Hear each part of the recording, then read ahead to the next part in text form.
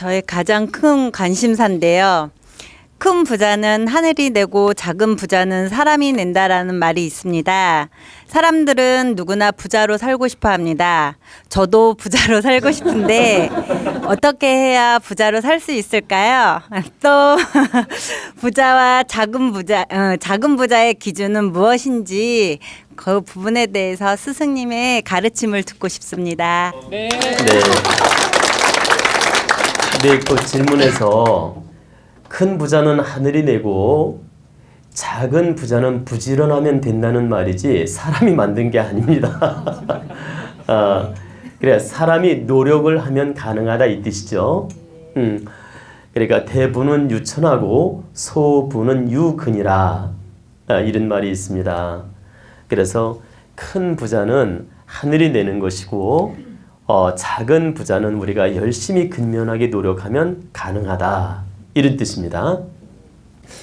그러면 큰 부자라고 우리가 기준을 두는 것은 좀 요즘 현대 잣대로 우리가 생각해 보자고요. 현대 잣대.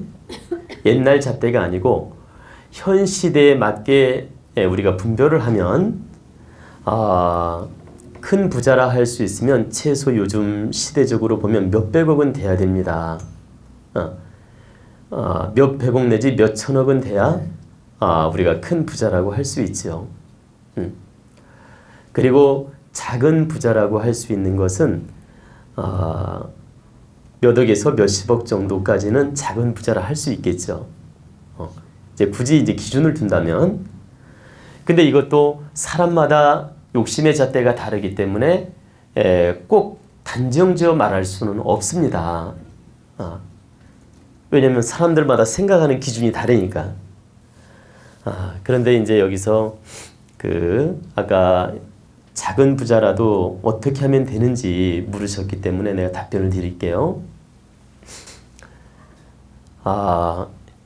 큰 부자는 하늘이 낸다라고 한 것은 팔자에 타고나야 된다 이 뜻입니다. 사주팔자에 오행을 잘 갖추고 우리가 사주용으로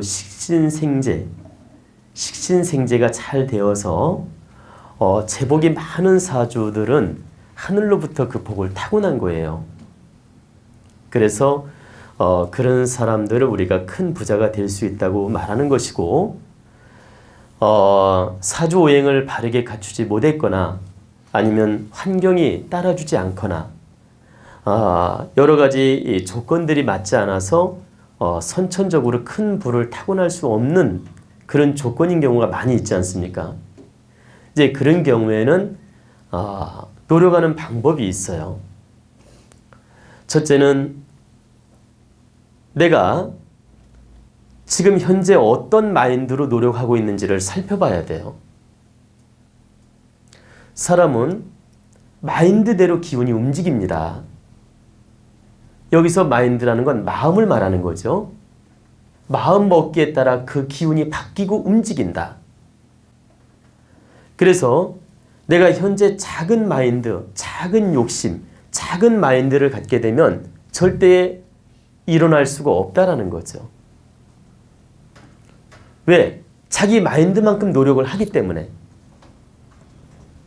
그리고 내가 좀 더 큰 마인드를 갖게 되면 큰 마인드 맞게 노력을 하게 돼요.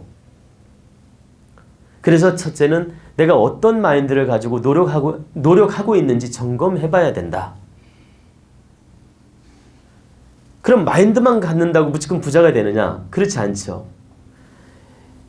정확하게 내가 바른 마인드를 첫째 가져야 되고 그 마인드에 맞는 노력을 해야 되는데 무작정 노력이 아니라 체계적인 노력을 해야 돼요. 체계적인. 자, 성을 쌓는데 10m 성을 쌓는데 10m 성을 쌓을 때 어때요? 기초돌을 어떻게 돌을 준비해서 놔야 된다는 답이 나오잖아요. 그러면 내가 100억을 벌 목적이 있다면 100억을 벌 수 있는 마인드를 가져야 되고 그만한 준비가 필요한 거죠. 성을 10m를 쌓을 거면서 주춧돌을 조금만 둘러오면 되겠습니까? 나중에 무너져 버리죠. 10m 성을 쌓을 거라면 큰 돌로 주춧돌을 놔야 되거든. 기초를. 그것처럼 내 마인드를 먼저 바르게 세우고 거기에 맞는 체계적 노력을 해야 된다. 그러려면 어떻게 해야 돼요? 1년 설계를 해서는 안 된다. 10년을 잡고 설계를 해서 노력해라.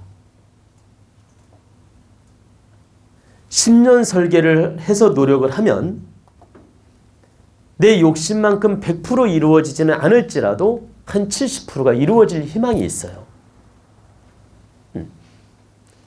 그 대신 내가 한계에 맞는 욕심과 노력을 해야지 나는 지금 지식도 부족하고 내 능력도 부족하고 내 환경도 부족한데 어처구니 없는 너무나 말도 안 되는 이렇게 큰 막 기업을 이끌겠다고 설계를 하는 것도 안 맞잖아요. 그죠? 그러니까 내 환경에 맞추어서 노력을 하는 겁니다. 그럼 하나만 예를 들어 볼게요. 나는 내가 화장품 가게를 하면 잘할 수 있는 능력이 있어요. 그러면 늘 시내 다니는 곳곳마다 이 자리는 화장품 가게를 하면 좋은지를 늘 공부하는 거예요. 그리고 다른 사람은 어떻게 운영을 하나 보고 유통은 어떻게 하나 보고 이걸 늘 생각하면서 공부하는 겁니다. 그러면 그게 다 보여요.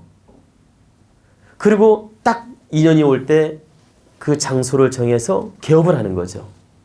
그럼 이미 이 사람은 공부가 다 끝났기 때문에 절대 망하는 짓을 안 해요. 그리고 또 하늘이 그렇게 공부를 해서 개업을 한 사람은 하늘이 돕고 신이 돕는다니까요. 그 사람을 절대 망하게 안 한다. 하늘이 망하게 할 때는 망할 이유가 있어서 망하게 하는 겁니다. 그 사람이 꼭 망할 허점이 있기 때문에 망하게 하는 것이지 망할 이유가 없는데 망하게 하는 법은 없다. 그래서 철두철미하게 공부를 해서 개업을 하면 절대 망할 인연이 안 온다니까요. 그래서 우리는 그런 정확한 설계가 필요하고 장기 계획이 필요하다. 그리고 이제 두 번째는